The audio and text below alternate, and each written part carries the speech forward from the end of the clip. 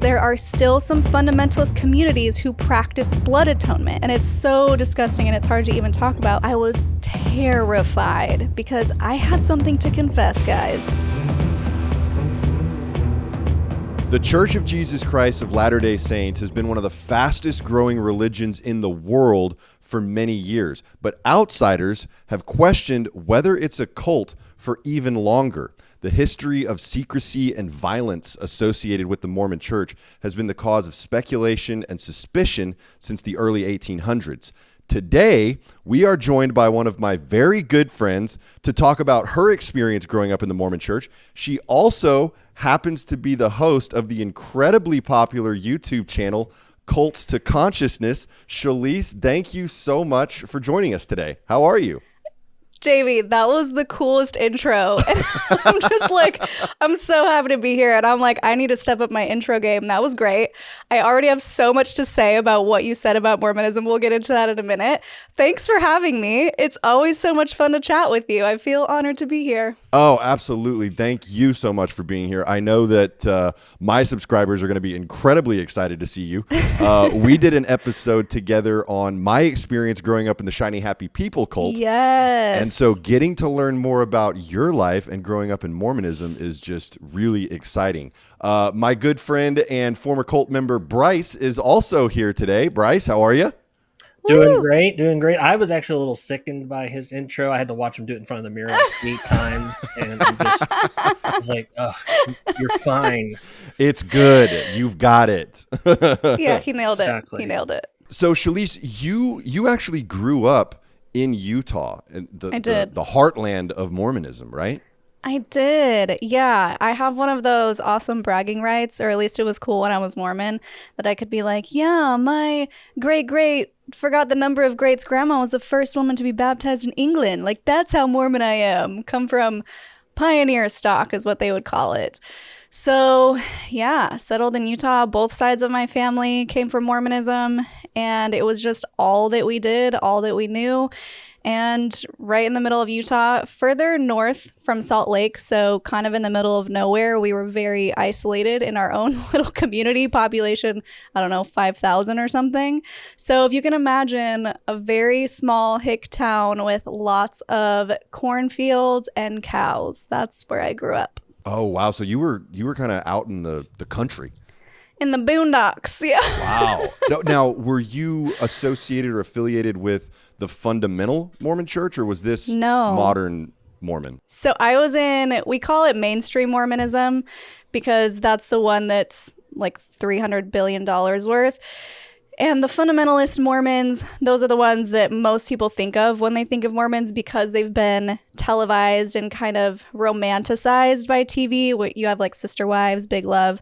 Those are the ones that continue to follow the original prophet Joseph Smith's teachings and continue to practice polygamy. When the government came to Utah and was like, you guys can't do this anymore. And they're like, sure. And then they kept doing it. And then the government was like, we will literally put you in jail. And they're like, fine. So they gave it up, and some still continue to practice in secret. And then that's when those branches started happening. So you have like the Warren Jeffs, which they call themselves the FLDS. And then you have the Order. And then you have the Kingston Clan. There's a whole bunch of different fundamentalist groups in Utah. I will be honest, Davey and Brice, I was not aware of a single one of them. I was so just like locked away in my bubble because mainstream Mormonism does not tell you about these guys because they don't want you to know about them, because they know that if you do a little bit of research, you'll find out that they're living closer to the prophet's teachings than not the real church, than the mainstream Mormon church, because they had to disavow all of the stuff that made them look really bad. So Right. I just had no concept of them. And I would get so mad when I moved out to Portland, and we could talk about this more in a second. But when I got there, people were like, how many moms do you have? And I was like, that's not me. Like, we stopped doing that so long ago. I would be so angry. I'm like, we don't practice polygamy anymore. That was like 150 years ago. But I didn't know that they were being broadcast and televised, and that that's what people thought Mormons did. So very sheltered. Yeah, that's like finding out somebody's Pentecostal and asking how many snakes they've held. It's like, dude, can you not? Can you not? Well, and that's the interesting thing is that Mormonism, the Latter-day Saints disavowed polygamy in like 1890. So it hasn't been a thing for a really long time. But like you said, there's these splinter groups that, continued practicing polygamy, like Warren Jeffs, Calvin Wayman, who you and I both know. He grew up in one of these fundamental Mormon polygamy cults, and they're still thriving out there. But it's interesting that mainstream Mormonism doesn't even mention them to the membership, so much so that you were completely unaware of their existence. That's wild. Yeah, I didn't know people were still doing it. They did not tell us whatsoever, and they just told us the whole story, which you learn later on. And guys, if you're watching this and you're Mormon, I love you. My heart goes out to you. I have been in your shoes, and I know a lot of the things that I'm going to say are going to really piss you off, and I don't mean it to offend you, but I just would love to invite you to go research it for yourself, because there's going to be a lot of things that you're like, that's not true. And I was the same way when I was Mormon until I really researched it. I think that's so similar across a lot of different religions. Yeah. Right? Like mainstream Christianity, we've got the weird little fundamental groups that we completely disavow. But it all came from the same place. Well, I mean, I'm a little curious because, like, I grew up First Baptist, right? So Southern Baptist, First Baptist, and then there's Second Baptist, and then there's Independent Baptist, and there's all of these versions of Baptist, and it's just nuances of things. They go, well, we think this and we think that or whatever, and but you would drive by their churches. Is it like that? Like, if you have a small town that's like 95% Mormon, is there like, that's the mainstream Mormon temple and then this is the other one? Or is it like, nope, this town is owned by this version? Right. So what I learned through talking with Amanda Ray and Calvin Wayman, two people I've interviewed on my channel who are from different fundamentalist sects of Mormonism, they said that they looked at our temples, like the giant castle ones that you guys know about and have seen down the road, I'm sure, as like blasphemy, or like, that's not the real temple. And when Jesus comes back and he kills all of the mainstream Mormonisms who are clearly doing it wrong, we're going to take over those temples and they're going to be ours because we know the right way to do it. So they didn't even have their own temples. They would just do temple ceremony type things in people's houses. That's so interesting. Yeah. So there is this definite divide between mainstream Mormonism and pretty much every other sect of Mormonism. Fundamentalism. Yeah. Yeah. So what was your experience growing up in Mormonism? Mm-hmm. What was the church like for you? So here's the thing. I always have to preface this by saying I'm not claiming any wild and crazy Mormon story, because I honestly had a pretty normal life, because I was one of the people who were in the, I guess you could call them privileged groups, where I was white, I was straight, I had two heterosexual parents, I was in the path that Mormonism wants us to be in. So I didn't have a lot of these horrific experiences that other groups of people have had. So that being said, I had a pretty normal childhood as far as Mormonism goes. It's very high demand. That's why we call it a high demand group, or high coercive control group, or cult, my favorite, because they really do take all of your time and attention. So, for example, everyone knows you go to church on Sundays, but that is the least of it. That is like just a small little drop of what you're expected to do if you're Mormon. So some people may not know that they don't have paid clergymen on the church levels. So we don't have a pastor that gets up every Sunday and speaks to the congregation. We are assigned as a congregation to get up and give talks, is what they call it. And so they even assign these to children. Indoctrination much. So I remember giving talks as early as 8, maybe even before that, where your parents write something down for you and you just get up and read it and like, I would like to bear my testimony. And it's just really weird. So Talks. having said that, yeah, so Talks. You guys were Joe Talks. Smith Talks. Having said that, everyone in the church is responsible for doing something. They say it's all volunteer based, but what they don't tell you is that the people who are at the top, like the quorum of the 12, the prophet, and I think even the 70. So there's like tiers. It's basically a big triangle pyramid scheme. The people at the top make a lot of money, and they call it stipends, and they get free houses and jets and college for their grandkids. But people at the bottom are doing all the work for freezies. So you get what is called a calling, and that means you have a job to do within the church. So the reason I bring this up is because it's not just about hauling your butt to church every Sunday. You may have to get up super early and prepare a lesson, not even just a talk. You may be a teacher, like a primary school teacher for the kids. So everyone gets these manuals, and here's one thing about the Mormon church. They're super organized. I will give them credit where credit is due. No matter where you are on the planet, every Sunday, you are getting the exact same lesson. The exact same lesson. So they have it all written out for you. You have to follow it exactly. It will literally even say, if someone asks a question about, let's say, Joseph Smith polygamy, don't answer it. It's that specific. Interesting. So you have these callings that you have to fulfill throughout the week. So my mom, for example, was a young women's president when I became a beehive. So many weird names. Every time I say them to other people, I'm like, yeah, that's kind of weird. So they have different levels. And when you turn 12 as a girl or a boy, you get split off into young women's or young men's.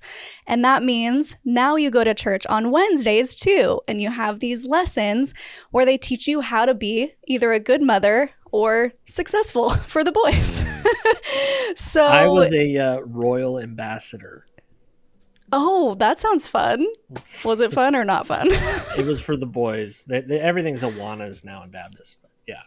Okay. Yeah. So we would do these things where we would meet at, I want to give you some actual tangible lessons here because you guys are going to be like, ugh. Okay. So one of them, I remember we went to Logan. It's like 30 minutes away, but kind of the nearest town.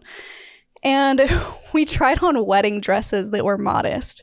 Guys, we're like 12 to 17 years old trying on wedding dresses because all they want you to do is learn how to be a wife and mother. They don't want you to have a career. They don't want you to hold any sort of power in the house. Your job is to submit to the husband.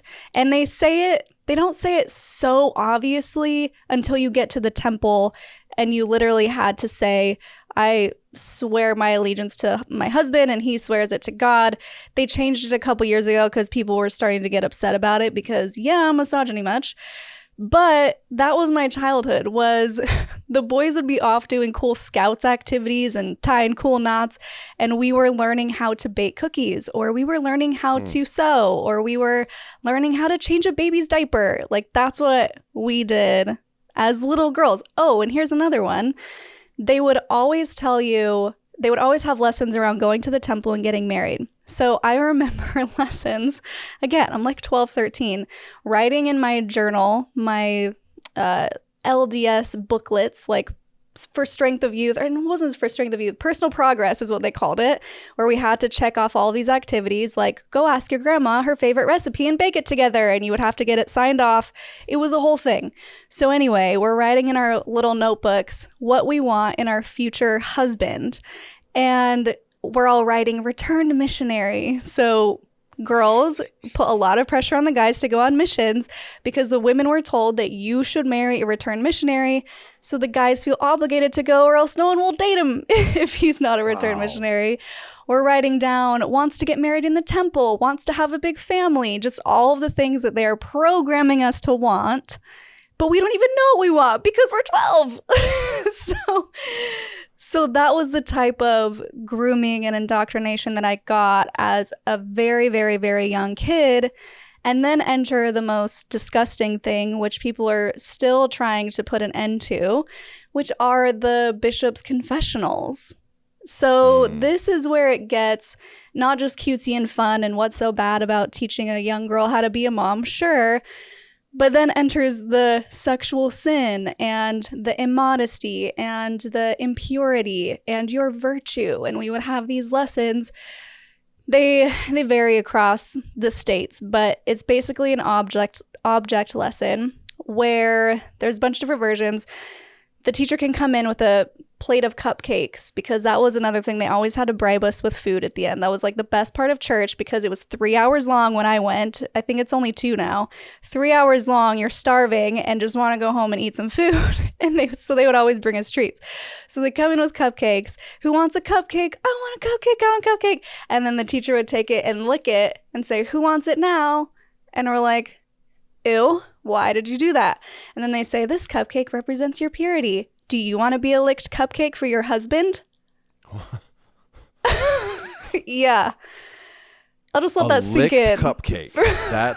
That's the analogy we're going to use. A licked cupcake? Oh, here's a worse one. Chewed gum. They would take, who wants a piece of gum? And then they would chew it. Who wants it now? And then they would I heard of someone doing a whole cake. They brought in a literal beautiful cake, and they were about to cut it, and then they just shoved their fists into it and then said, who wants to eat it now? This is what they're comparing virginity to.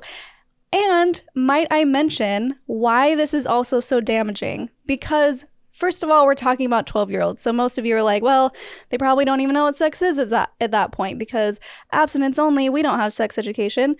But what about the young girls who have been molested, who have been sexually assaulted? They're looking at that thinking, that's what I am. I'm a licked cupcake. I'm a used piece of gum. No one's going to want me now. Do you know how incredibly damaging that is? Oh, yeah, absolutely. And I mean, there's no exceptions, right? And that's the same story that we got in the cult that Brice and I were in, right? Mm-hmm. If you're damaged goods, you're damaged goods. It doesn't matter what happened. It doesn't matter if you grew up in a household where you were subject to abuse. You are now damaged goods, and that's your fault, and it's your problem, and that's it. And also, for those who may be thinking that's anecdotal and maybe you didn't learn that in Sunday school, might I turn your attention to one of the prophets, and damn it, I wish I remember the name of him now, but there's a quote from one of the prophets who said, "It is better to die trying to defend your virtue than having lived and lost it." Wow. So if you're raped and you don't fight back to the death and he rapes you, you're out of luck. You should have died fighting for it. That's how important it is. That's the level of, that's the weight they put on virginity. It's so, it just drives me crazy because it's such a man-made concept. Like, virginity shouldn't even be a thing. And no. Just as a reminder, this is mainstream Mormonism. Right, yeah. This is the one with, what is it, 16.5 million members worldwide? Yeah, I mean, think that's just so sad. The purity culture thing is the hardest for people to unravel when they leave. And we see it over and over and over again, which is why I think I did an entire episode on this with ex-Mormon talking about the damaging effects of purity culture, because it's not just feeling bad within your body. It's not just the disconnect or the dissociation from your body. It has lasting effects. Even if you are in your 50s or 60s and you leave the church, you will still hold that view of yourself, and you will still also probably by default view others a certain way because of that programming. And so I try and tell people, look, we're not just saying that everyone should go have sex with everyone. It doesn't matter how old you are, blah, blah, blah. We're saying that there needs to be healthy boundaries. There needs to be communication, education. Women should know all about their cycles and how it works, and how you can only get pregnant at a certain time of the month if you're a regular cycle, how STDs work so that you can actually be safe, how to prevent pregnancy. Because the amount of teen pregnancies we had in my high school, population 5,000, it's got to be like at least 3 per year, 3 girls. And then I moved to Oregon, and that's not even a thing. People are like, teen pregnancy? No, my mom just put me on birth control. And I was like, what? Like, I was so shocked. And also, there's not that energy of, oh, that girl's a slut, that girl's a whore. The amount of times I heard that in 5th grade about someone who was just making out with somebody, it's just so damaging. to project all of this negativity around your sexuality onto young kids because they grow up with that and it becomes ingrained. And then when they get married and they're like, okay, have a bunch of kids. And they're just like, wait, what? Now it's okay? Now I'm supposed to go from thinking it's the worst sin next to murder. That's what they tell you. The worst sin next to murder, to just being okay in my body. I don't even know how sex works. I don't even know if it's supposed to hurt. A lot of women don't know how to get turned on, how to enjoy sex, because they were not taught, and they were taught that it was wrong, and they shut off that biological part of themselves. And it takes years to unwind that. On the on that one documentary I watched and I can never remember the name, the Mormon cult. Eat Sweet Obey. Right. So they interviewed, this young girl who was like, 15, and he's telling her to do these things. And she's like, why is my prophet telling me to do the things that they were telling me I should never do? And what is going on? And they're just completely clueless about any of it beyond the fact that they're way too young. It's just, it's not taught. Now, they don't need to teach any of that because you're not supposed to do it. If you're not supposed to do it, then why should you know about it? But exactly. That's why all the purity and abstinence stuff doesn't work, because all of that negative pressure and all of those hormones and all of that stuff going on, eventually somebody's going to crack and they're not going to know the consequences. Right. Well, even more than that, when it becomes the most dangerous is when these young girls are being assaulted and they don't know, because they don't even really know what it means. They don't know that someone touching them there is necessarily wrong. So it's a fine line, because once you get to like 12, 13, they tell you very explicitly no one should touch you there, clothes on or off.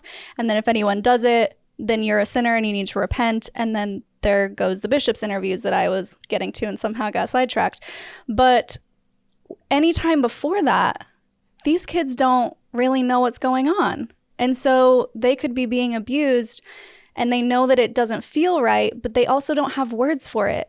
And we know this. It's been proven through all of these conversations I've done on my page. It's so prevalent and it's so obvious that the more extreme you get, the more restrictions you put on sex and purity culture, the more distortions and ugly and gross that it gets.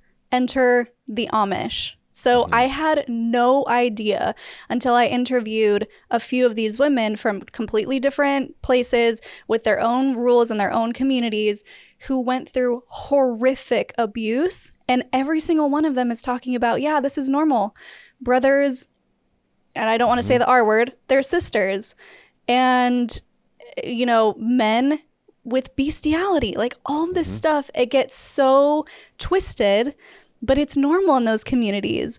They didn't even have a word for pregnancy. They just said, mom is with the sickness. It's her time of the year to have the sickness, because they were supposed to be perpetually pregnant. Mom's belly's going to swell. Oh, congrats, you have a brother. They don't know where the baby comes from. Like it's that extreme. And so it's so obvious to me when people say purity culture isn't bad. I'm like, just look at the data surrounding being strict or not being strict and what that brings forth.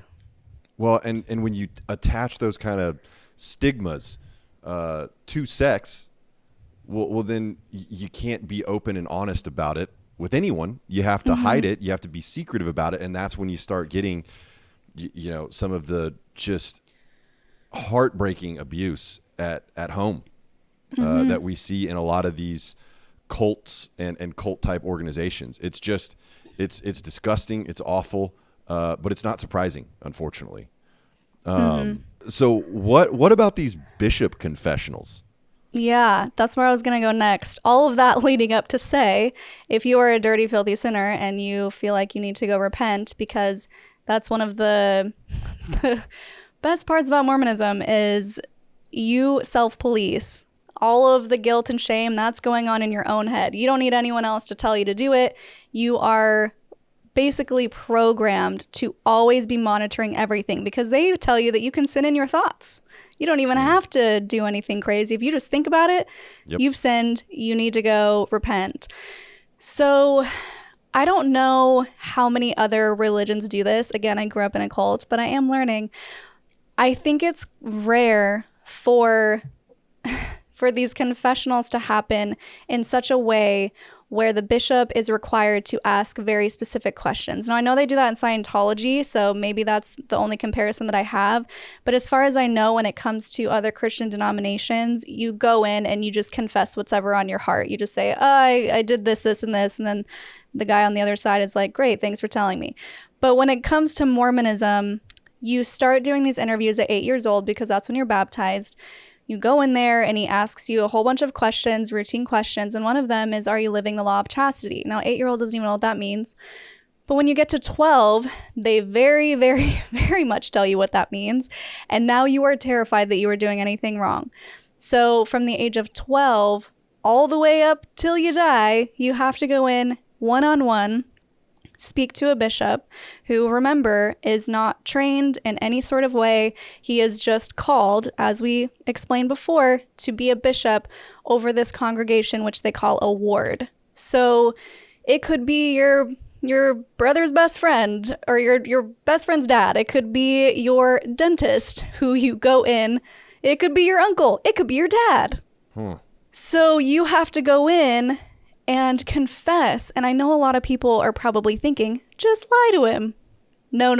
That's even worse. If you even consider lying, when you leave, you will feel like the scum of the earth, and you will feel like Satan is going to come and get me tonight because I was not truthful to the mouthpiece of the Lord. So you go in, and I remember one time, to give you some more context, tangible example, we were going to do baptisms for the dead, which we can talk about if you want. It's super weird, and you do it when you're a kid, and you're like a proxy for people who have died, who probably didn't say they wanted to become Mormon, but we did it anyway. And you had to be worthy enough to go to the temple, because the temple is the holiest place on earth, and if you're not worthy, you cannot enter. They have these little temple recommends that they scan at the door, and if your bishop didn't put in that you're worthy, beep, nope, get out of here. You can't come in. So they have key fobs for church now? Yes. For temples. That's so not weird. for church. For temples. Only the super special elite can go to the temples, the big castle looking ones. Like the regular everyday churches that are honestly super ugly and plain and boring that you see on every corner, anyone can go to those. But the temple is where you get the most blessings.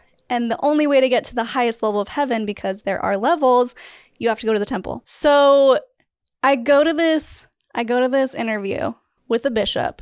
I think I'm like 14 at the time, because I had my first kiss early. You have to wait till you're 16. Davey, you had it worse. You had to wait till marriage, or you were told. She's a bad girl, y'all. Look out. I had my first kiss, I remember, and that's a whole other story we could get into if you want to get into the guilt and shame of a kiss. But I remember going in, and I was terrified because I had something to confess, guys, and I didn't know how this was going to go. You never know what the bishop's going to say. You could have a really cool bishop who was like, you're fine, and then another bishop that's like, nope, you're going to have to repent for this. You can't go to the temple, and all your friends are going to know that you're a sinner. So I didn't know which way it was going to go. I go in there. I'm just shaking, terrified, which another funny story is, previous to this, I had actually passed out in the bishop's office because I had like injured myself somehow. My mom gave me this pain pill, and I passed out in the bishop's office, and he's like, was it really that bad? And I'm thinking, well, yeah, it was that bad. But anyway, I'm in there, and he gets to the law of chastity question, and I just turn beet red. I look at the floor, and I'm like, well, I did kiss my boyfriend, and I was kind of on top of him, and it lasted for a few minutes, and that's it. I'm so uncomfortable telling this because it's so triggering. And he looks at me and he's like, oh, Shelise, I am just so happy that you came in and told me. Right? They're supposed to say that. They're supposed to like praise you for getting it off your chest. And then I'm just like waiting for the answer. What's it going to be? Is he going to let me go? And then he says, you know what? You're more than worthy to go to the temple. And I was like, oh, so he was cool with it. He was a cool bishop. And I have not had a cool bishop since then. That's basically why I left the church. But I was so happy. But guys, here's the thing. So this is why it's so crazy and psychological, because you go through this emotional, mental, physical, spiritual torment. And then once you get it off your chest and you get that gold stamp from your neighborhood dentist, you are like, God has given me the keys of the kingdom. I am so worthy. You walk out there like, yep, I'm worthy to go to the temple. Are you? Like, you just feel so high on cloud nine, and you're like, I deserve this, you know, and you go to the temple and do the baptisms in their see-through jumpsuits, white jumpsuits, which are very uncomfortable, and you feel amazing. And so that's the cycle of feeling awful, feeling like you're worthless, and they literally tell you you are unworthy unless you repent. And then you get this high. And so it just keeps repeating, and you keep self-policing, and you keep thinking, what am I doing wrong? Because they tell you if you're not happy, it's probably because you're not doing something right. You need to pray more. You need to read your scriptures more. You need to, I don't know, go to church more, or ask for a calling, or get more involved. And so when you're unhappy, especially if there's something that's out of your control, and again, this is why it's so damaging. If you have something like depression, you have a chemical imbalance and no one's helping you, you just think it's your fault. And then you're praying and you're praying, God, please take this away from me.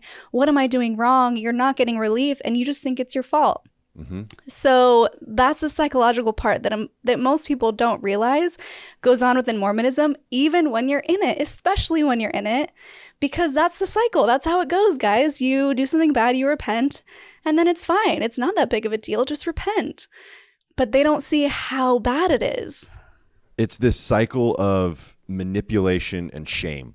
Yeah. Right? Yeah. And I mean, Brice and I have all the experience with this. You know, because while we didn't have these confessions, you know, when I went to one of the compounds in Indianapolis for the cult that I was in, there were absolutely people that would just interrogate you for, you know, long periods of time, asking you very personal, graphic questions about so you did have the your same lust. thing. A similar, but it wasn't like a standardized practice for I didn't us, get right? it. Nobody interrogated me. Granted, I blended into the blue and white wall and did not stand out or get noticed. But at those conferences, for whatever reason, somebody decided they got to go up and confess something, and then he would break out in crying, and then there would be a line of people would go up there and start confessing all this stuff, and I'm just sitting there going like, bro, we don't need to know what you did in your room yesterday. That's nobody. Talk to your leader. Why are you? And this was in front of everybody? Thousands of people. Thousands of people. They would get up on a stage and confess during these conferences and seminars that Brice is talking about. But the other thing that you touched on, Shelise, that is just so it resonates with me, right? And that is the mental illness aspect of this.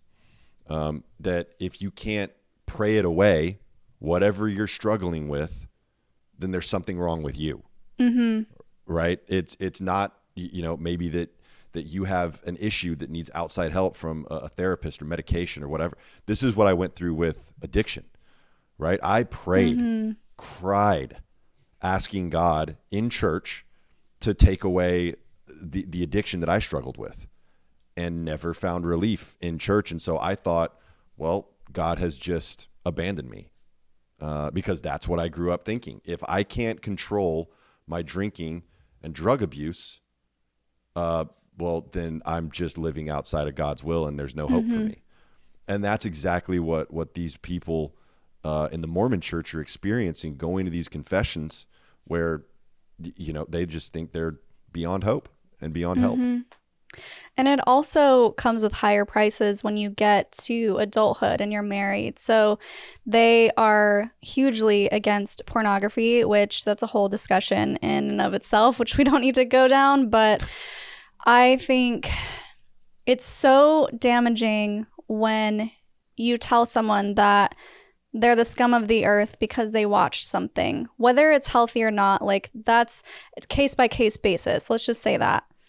If a woman catches her husband watching porn, I have heard of people getting divorced over that because of the emphasis that the church puts on pornography. They basically say it's like having an affair in your mind, which again can be argued. But the point is, when you create the rules that are so rigid and so intense that people are getting divorced, people who love each other, people who wanted to be together for the rest of their lives are getting a divorce because of the rules that this church has placed on them, that's wrong. They shouldn't come between families like that, especially when they say families can be together forever. And ex-Mos always laugh, families can be together forever. It's the only church that's like, we have something special. You guys can be together forever. We're going to seal your family together forever. But the funny thing is, if you go to other churches, they look at you and they're like, well, yeah, everyone can be together for, like, we plan on it. Like, I don't, you guys are the only ones saying that it may not be possible if you're not worthy. So they put all of this emphasis on the family unit, yet actively tear it apart in ways that make it impossible for a family to actually be happy together. So another example is, let's say you have a child. Let's take me, for example. If my parents were still active in the church, and I'm out here living my best life in my tank tops, talking about Mormonism. I'm clearly an apostate, and I'm going to what they call outer darkness, because they don't have hell, they have outer darkness. That was another fun lesson in Young Women's we can talk about if you want. There's so many tangents, guys.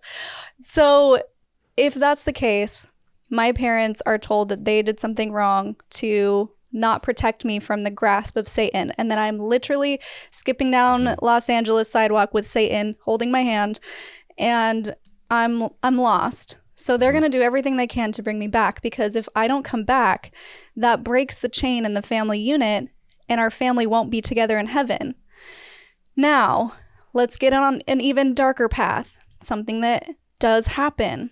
If you have a mother who has, God forbid, lost a child, whether it's a miscarriage, whether it's a child who's older, the child dies, if that child is under 8 years old, we were taught that they automatically went to the highest level of heaven.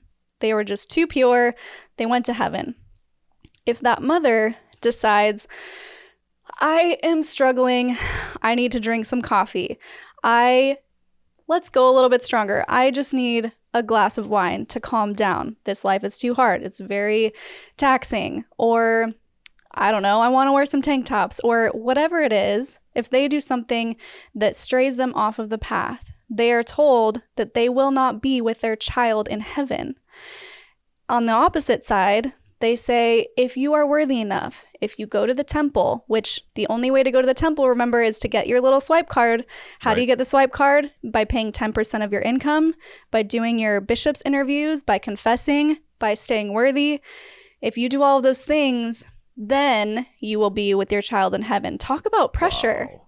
So, what a manipulation tactic. Yes. So they tell you, you can be with that child. You can raise that child in heaven if you're worthy. Do you think a mother is going to want to leave a church, even if it's toxic, even if it's draining her mental health, even if she can't stand it anymore, if she knows that there's even the slightest possibility that she will see her child in heaven again?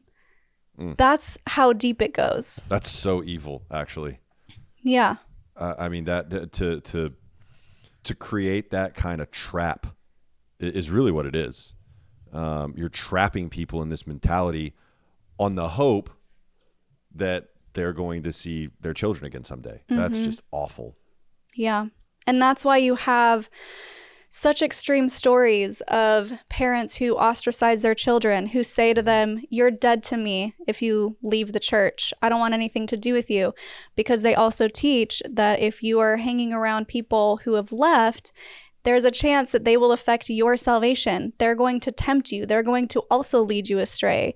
And for self-preservation purposes, they cut them off because of fear. They're too afraid to welcome their son who is gay into their home with his boyfriend, because they actually literally came out and said, don't welcome them over for dinner, because if you welcome over a gay couple, that means you're accepting of their lifestyle, and they need to know that you don't accept them.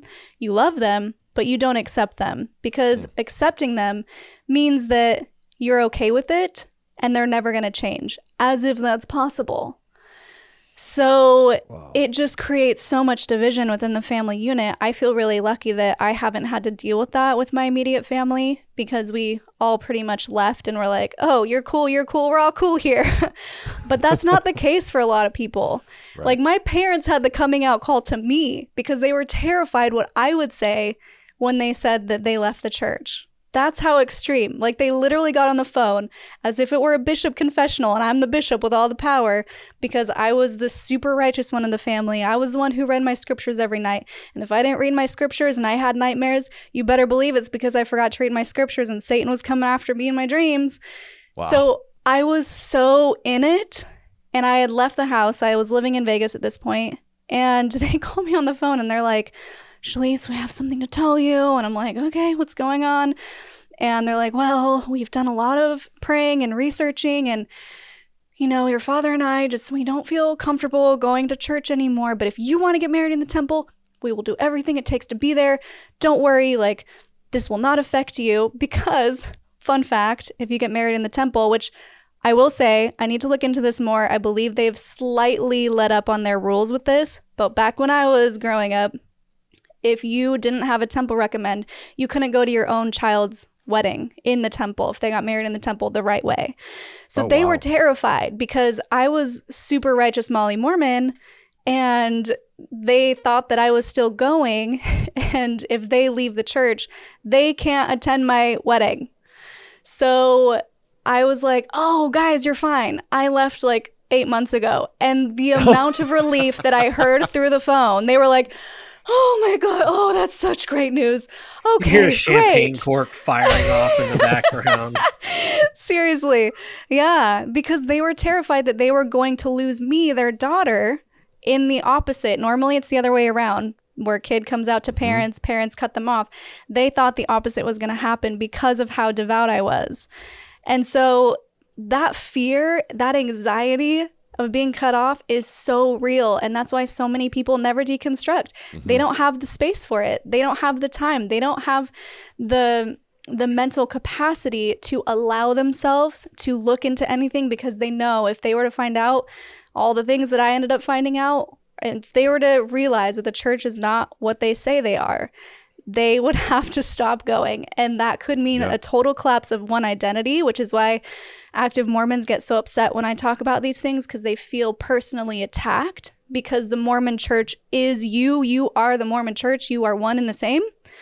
You feel attacked, your personality, your identity collapses, your social structure collapses, your social life, especially if you live in Utah, that's who you associate with.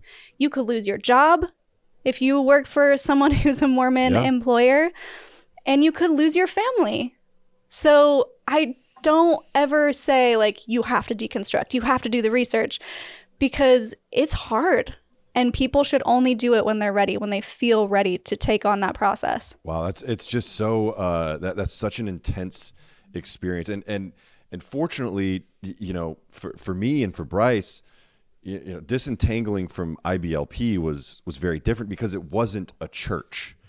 Right. Now, there could still be this ostracization, excommunication even for leaving IBLP, but I don't think it was as intense as what you're describing. Maybe for some people, but not generally speaking. That's just no wonder there's so many people that stick with it, even though they're not fully convinced it's even the truth anymore. Right. Honestly, most people do. Yeah. Most people do. And the ones who leave are usually, and this is actually statistically proven within Christianity as a whole. I'm friends with Phil Drysdale, and he has the Deconstruction Network. You guys should check him out on Instagram. He also has a podcast here on YouTube, but he gathers stats. And he has shown that the people who are more likely to deconstruct are the most faithful, are the ones who really want to understand the doctrine, who want to get to the bottom of stuff, who ask the most questions. Because oftentimes what happens is when somebody leaves, the congregation is taught to look at them and say, they never had a testimony. Clearly, they never even had faith. But it's the complete opposite. It's the ones who are really, really looking into it, doing the work, wanting to know more, that uncover more than they should. And that's when everything starts to tumble and collapse. So the ones who are staying in are probably, now, not a blanket statement, but probably the ones who are just coasting, who don't really ask questions on Sundays. They just get up, take the family, go. They have their feel-good moment of, oh yeah, I want to be a better person. Like what most people do in any church, go and get your fill of the Lord on Sundays. And it's fine. And everything's happy. And then they look at people like me and they're like, why are you so pissed off? It's not that serious. But it's because they're not really doing everything in the way that they should. Maybe they're not really confessing because they don't feel that guilty because it's not that big of a deal. So there are levels to this. And there are people who just go because they know that if their mom doesn't see them there on Sunday, then their mom will ask questions, and they don't want to have to deal with that. They want to keep the babysitter around. They want to keep a relationship with their mom. There's so many reasons why people will go. They call it PMO, physically and mentally out, because there's so much at stake. I have so many Mormon friends that, you know, are still active in the church, but I have several that have completely disavowed. Right. And it's exactly what you're talking about, Shelise, where they were at one point extremely devout, extremely serious about their faith. And then they started looking into it and realized, wait, where are all these discrepancies coming from? You know, and didn't feel comfortable being in this church any longer because they saw that the truth was compromised there. But then, you know, the friends I have that are Mormon that remain in the church, it's exactly like you say. They're the ones that are just kind of coasting, and they use it for the social aspects. And they're still there because their family believes and are closely affiliated with the church. But they're drinking caffeine. They might even drink booze sometimes. Right. You Those know, are the Jack Mormons. That's what we call the Jack Mormons. Yeah, and they don't have a problem staying in because they're still living their lives. Yeah. You know, they're not subjecting themselves to these hard line, stringent rules. I was just thinking it's interesting because like the church we went to was definitely a more contemporary church, right? Christian rock music, dress shorts, hey, the youth group's going to the river, all of that stuff. And it didn't have the pressure to like, we got to see you every time the doors are open, except they didn't grow up under my mom. And my mom, like, when we're homeschooled, and like, this is the only place that we went and got to socialize and, of course, to do things. And my mother had a very, like, you know, the church is life. The church is, we're going to structure everything we can around the church, even if it's not as conservative or as strict as she would have preferred. We somehow made it work. So yes, Sunday morning, Sunday evening, Wednesday, and then of course on Tuesdays, like we were watching the kids in the nursery for the ladies' Bible study, and Right. and my dad became a deacon, and now we're on the hospitality committee. And now we're there on a Saturday for somebody else's Yeah. set the chairs. Like we were just there. We're in choirs, we're in Bible studies, just obsessed with being at the church until she got upset with that church after X amount of years, and now they have a different church. But it's just, it becomes the only, everything that goes around it. That's exactly right. We've talked about some pretty serious stuff, but I had some other questions about, you know, what it was like in the Mormon church that I think a lot of people get curious about. I know, having conversations with my Mormon friends, I've never really felt comfortable addressing it with them. And there's some people that just won't even talk about it at all, specifically relating to the garments. I know the garments are a big deal. The magic underwear, right? Yeah. You know, I was talking to Calvin in fundamental Mormonism. They wear, you know, wrist length, ankle length garments. But I know that's not the case in mainstream Mormonism, right? They're wearing like onesies. Yeah, so I can speak to that a little bit. I was lucky in that I never had to wear them. I was never worthy enough, if you will. And usually so there's two different ways that you get them.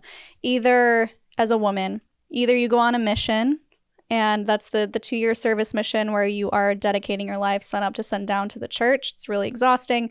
We've done lots of episodes on that. It can be really, really damaging.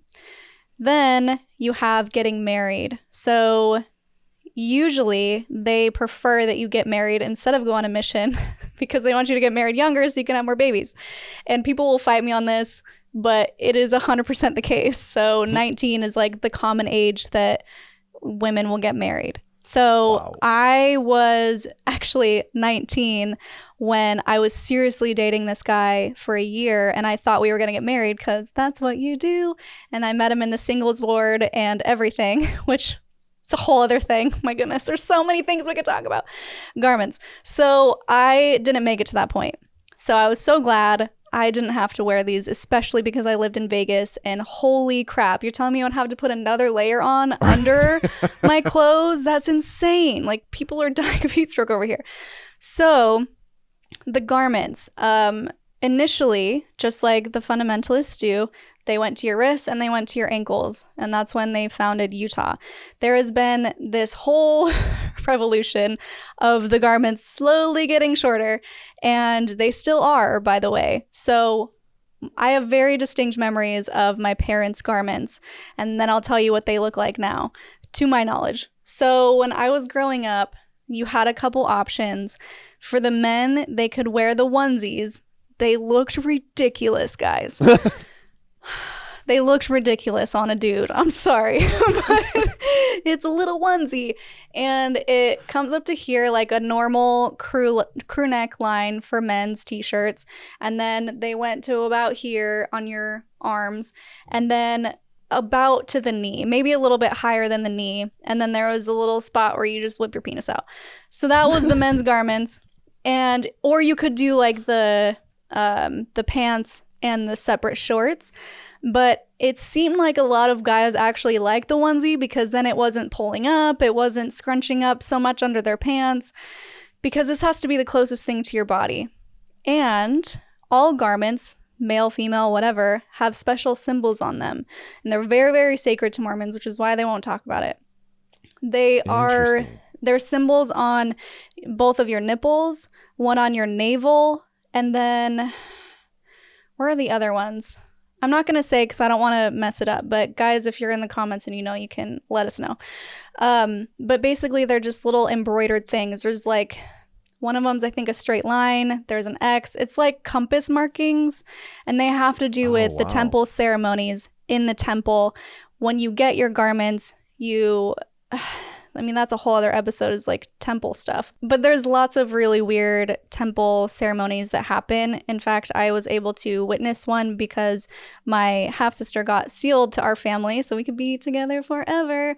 And I was allowed to go and be there for it. And when I saw the getup, I was like, what are these people wearing? It was like a baker's hat for the dude. Look it up. You guys are going to crack up. Maybe you've already seen it. And some sashes. The women wear these really weird veils. There's this green apron. Everything's white. You even have to wear like white stockings, I believe, and little white slippers. And then you have a green apron that represents Adam and Eve. So all that, anyway, temple stuff is weird. So you get the garments when you go to the temple after you make all these sacred covenants with the Lord. And the garments are supposed to be your protection. So you wear them because you've gone to the temple and you've covenanted all of these things with God, which means in return, he will protect you if you're worthy, if you wear your garments. So they would even tell people that, you know, so-and-so got in a car accident and their friend was just like beat up like crazy. They didn't have their garments on, but the guy who did have their garments on was protected. Like, they literally believe that, which is very silly because it's a very thin piece of cotton. Anyway, garments. So then you have the women's garments. What I remember seeing my mom in, she never wore onesies. In fact, I don't know if onesies were even an option for women. It's like a t-shirt, same thing. Sleeves were about middle of the arm. So it forces you to be modest because if your garments are showing, that means you're not being modest. Okay. And then to her knee. So like little biker shorts. And just as a reminder, they have to be the closest thing to your body. So you cannot wear underwear underneath. You're just wearing a biker short. So women who are on their period, it can get a little dicey. They're like thin white cotton. And if you're wearing pads, that might get a little tricky. And these are pretty expensive and you buy them from the church. So they're making money off of you. But you could only get multiple pairs of garments? Yeah. Okay. Yeah, Okay. just like underwear, you can buy as many as you want as long as you're worthy and you have a temple recommend. Some people would say in the comments that, well, I was able to buy them without a recommend, but I specifically remember a time, this is so heartbreaking, and I think it's worth sharing. I went with my mom to the special garment store to get the garments, and I had to wait outside. She comes back out in tears and just is having a breakdown in the car. I'm probably a teenager at this point, 13, 14, and I'm just like, Mom, what's going on? What's wrong? And she just couldn't speak for like 5 minutes. And then finally, she got up the nerve to say, my temple recommend was expired and they wouldn't sell me the garments. So she could not buy underwear because that little piece of paper, before they could swipe them, little piece of paper said that her temple recommend was expired by like a month, which means she would have to go back to the bishop, have a bishop's interview, answer all those very, very personal, intimate questions before she could go back and buy her underwear. It was such a traumatic moment that it is burned into my memory, and I'm not even the one who felt guilty and ashamed. And there were this line of people behind her silently judging her and giving her dirty looks like, oh, she tried to buy garments without being worthy. It is so damaging. So I remember my mom wearing these, and then you have to put the bra over top of the garments, which was the funniest thing because you couldn't put it underneath. And now they've gotten pretty short. So now you can wear like a cap sleeve. I think they're a little bit on an angle and they're a little bit lower. They used to be way up here. Now they're a little bit lower and they're shorter on the thighs. They're, I think, mid-thigh now instead of to the knees. So it seems like with every generation, they're just getting a little bit shorter to right. Eventually you're going to have cheeky shorts garments. Cheeky shorts. Yeah. No. So the garments are really, really special and so sacred, in fact, that they say if you are done with a pair of garments, you've worn them out, you have to cut off the symbols and then you have to burn them. So it's a whole thing. It's not just throw them away because you had a very violent period that month. You have to burn your garments. So taking off your garments is a really, really big deal. And it signals to the world, I'm out. Like once you take off your garments, people will know and they will 100% recognize she's leaving the church because it is such a big deal to take them off. And my mom would explain it to me. When she started taking them off, she felt so guilty and so ashamed because she had been wearing them for so long. She didn't like them. They weren't comfortable, but taking them off, she felt naked. She felt naked to Satan, right? Because they teach you it's a protection. She just felt, oh no, what if something happens now? Or what if the church is true and this is all wrong? And they would wear their garments on family vacations so that their brothers and sisters wouldn't see that they had left the church because that's the number one thing. Or they would do the thing that you can get around with, which is wearing a swimming suit. That's one reason you don't have to wear them. Or working out. I was literally going to ask about that. What about the swimming? Swimming suit. Yeah. Yeah. So you don't have to wear them exposed swimming. at that point, like if there could be horrific accidents while you're swimming or at the beach is a high probability scenario, and that's the one time you can't wear your garments? Well, fun fact, Satan rules the waters according to Mormonism, which is why missionaries can't swim. But baptism's fine. It doesn't make sense. We don't know the answer to that. But basically, Satan rules the waters. Be careful, y'all. Hope you're worthy while you're swimming. So that's how people would get around it when they would go on their vacations to Hawaii with the family. My mom's like, oh, I'm about to go swimming. And she would just leave her swimsuit on with her cover up so that she never had to put on regular clothes and her garments. And then you also see that a lot in Utah, where these active Mormons will just bounce around in their cute little yoga pants and workout tops because they're about to go to the gym. Not really. They just don't want to wear their garments and they just want to look cute. Oh, that's so interesting. Okay. Yeah, and also the rules have changed, so I'm told, based on people commenting, based on generational stories. So I was told that, like in my grandma's day, for example, you were supposed to even have sex with your garments on. Like you just move them aside and you got to keep the Lord in the bed with you. But now it's like you can take them off. I even heard of someone saying that they had to shower with them on, like put an arm on and hang it outside the shower while you wash other parts of your body. It was crazy. You don't have Well, to do so that you don't anymore. slip and fall in the shower, you know?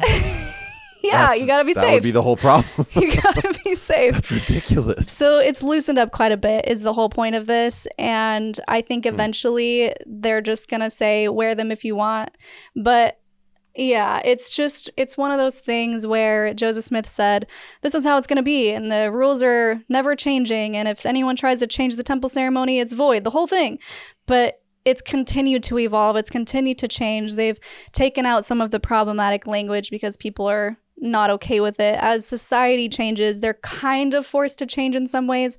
And then in other ways, they double down, which end up being really harmful. But it's just funny when people are like, this is the true gospel and it's never going to change. And I'm like, let's just look back a few years because it already has quite a bit.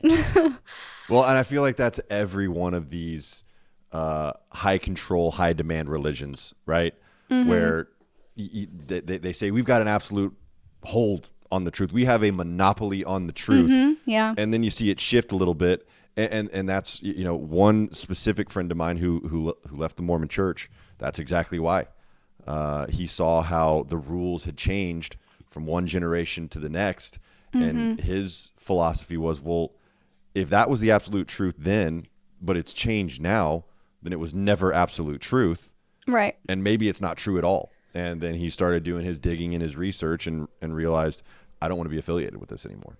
Yeah. That's how I feel about picking and choosing, bits and pieces of the Old Testament.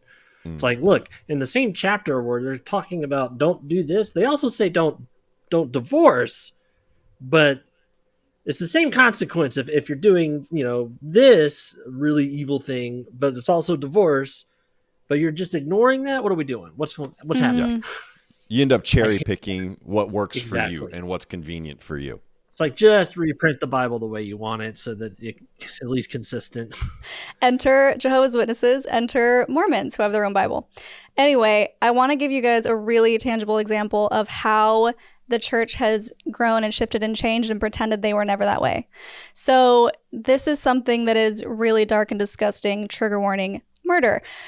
So back in Brigham Young's day, when he settled Utah, he had something called the blood atonement.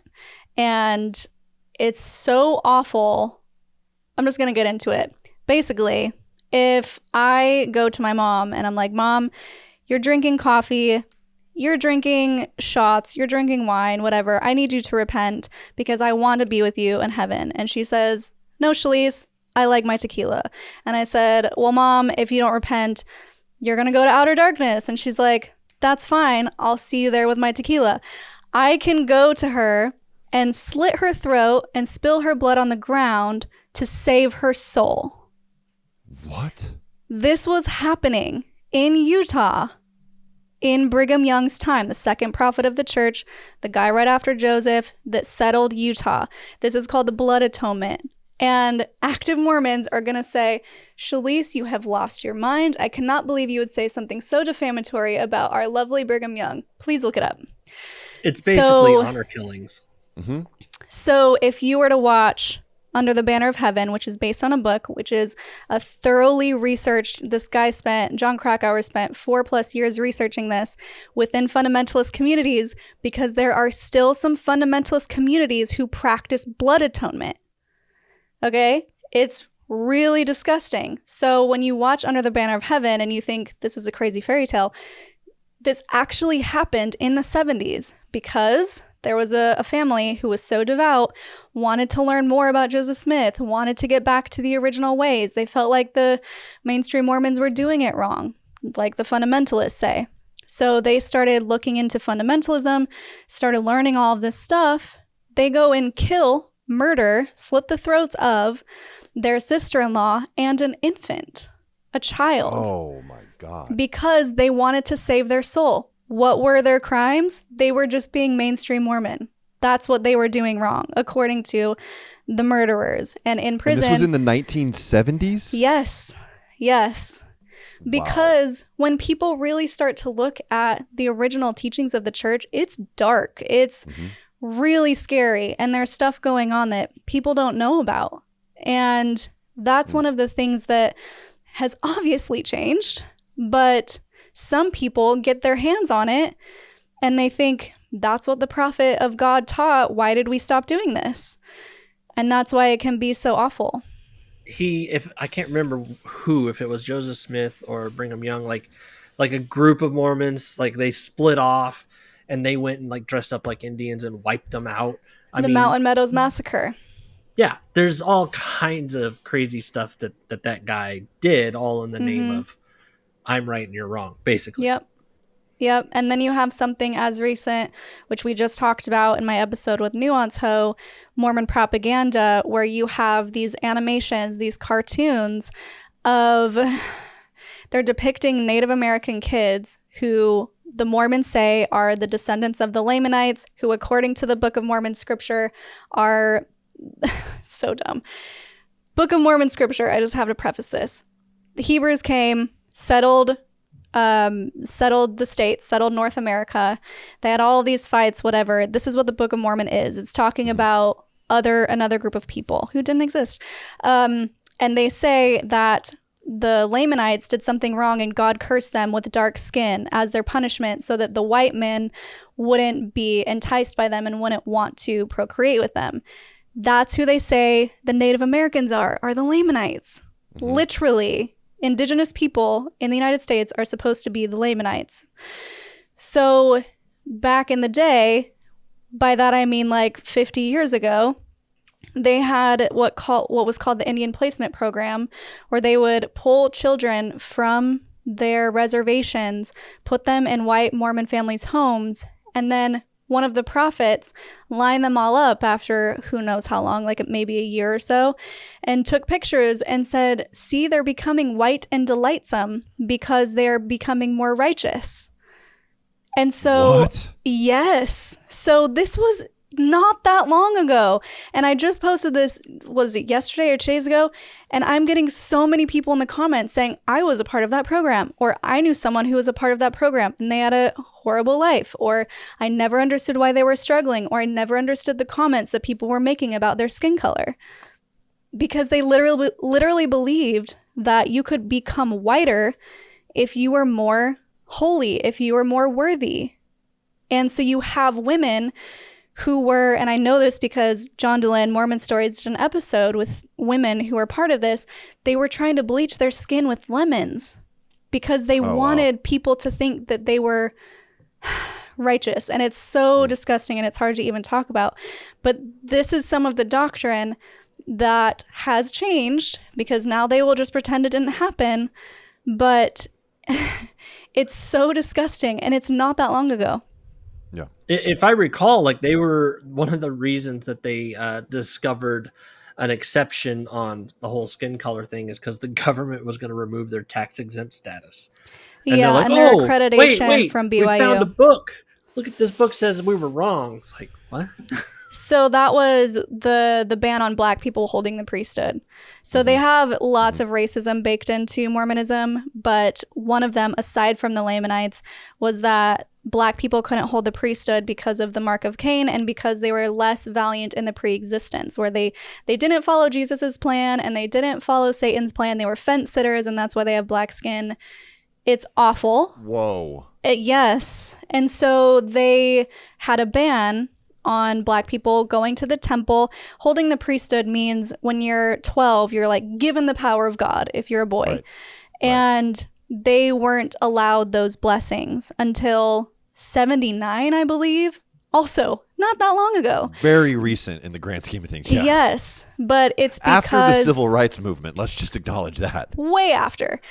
So one of the reasons that I've been told is because BYU was about to lose their accreditation as a university because they had so much segregation. They weren't allowing black people to join, or I don't know exactly, but I know for sure that it was something to do with BYU, and it was something to do with they were expanding into South America, into African countries, and they realized, wait a second, if these people can't go to the temple, that means they're probably not going to pay us tithing. We should just reverse that so that we can continue to grow our empire. Wow. It's just, once again, these manipulation, these control tactics that end up getting used. Even though you don't have a paid clergy, like you said, it's all in the interest of money and power. Yeah, well, the people at the top are paid. The prophets are paid very handsomely. So like I was saying, it's very much a pyramid scheme. No one at the bottom gets any of the money. In fact, we were we were supposed to clean the church houses. So they would assign families to clean the church buildings. When they have billions of dollars of income, I believe the statistic is they get 10 million, or no, it might actually be 10 billion. I'm going to have to look this up. It's either 10 million or 10 billion. Either way, it's a lot of money per year in tithing from their members. And they can't even hire someone to clean the church building. They're having, I saw a post of, it was a temple looking for people to do the landscaping, looking for volunteers for people to have the wonderful opportunity to come and do landscaping for God's temple. It's just rather insane. Than hiring a contractor that does this for a living. Yeah, it's all, exactly. And I mean, that was very similar with IBLP, you know, and Brice knows this better than anyone.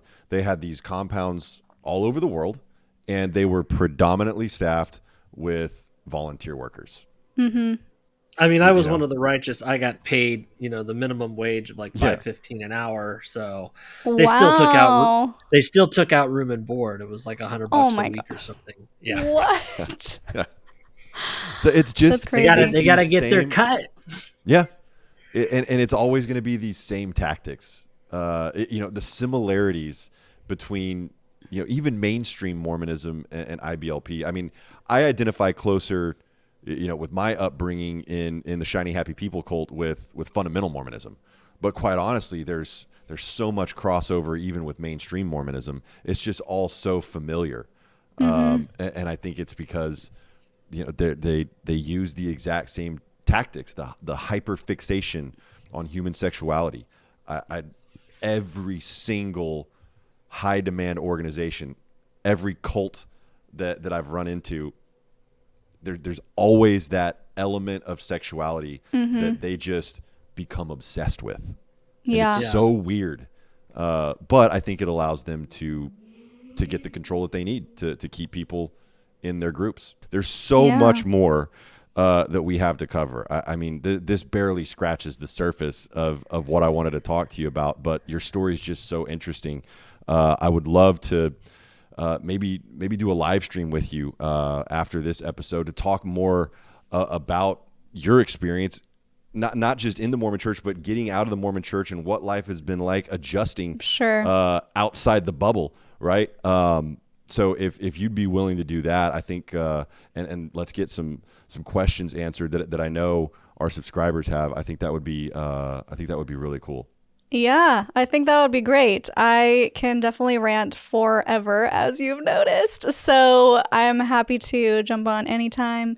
It's always a fun time chatting with you guys. So just let me know. Yeah, we will absolutely get that scheduled as quickly as possible. Follow Shelise. Shelise, where can folks follow you? Obviously, your YouTube channel, Cults to Consciousness. Yeah, Cults to Consciousness on YouTube and Instagram. I'm not super active on my TikTok or my Twitter, but those are the two main ones.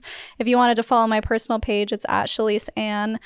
But yeah, we do a lot of fun stuff. Come over if you're interested in all of the horrible stories of people that are exposing the cult-like atmospheres and just the cults in general of the world that you probably didn't know existed. And thank you, Davey. You guys and Brice, you guys are doing a thing over here. I recognize and appreciate all the work that you guys are putting into all of this. It's so important. And so I'm just so grateful to be your friend and be your partner in crime. Well, thank you, Shelise. Y'all check out her videos on YouTube. They are some of the most interesting content you will ever watch. And while you're here, check out my new comedy special, The Cult Kid, all about my life growing up in the cult. That was such a fun experience getting to record and release that. So check that out. Please like, comment, and subscribe. And we will see you next on the live stream with Shelise. Thank y'all so much. We love you.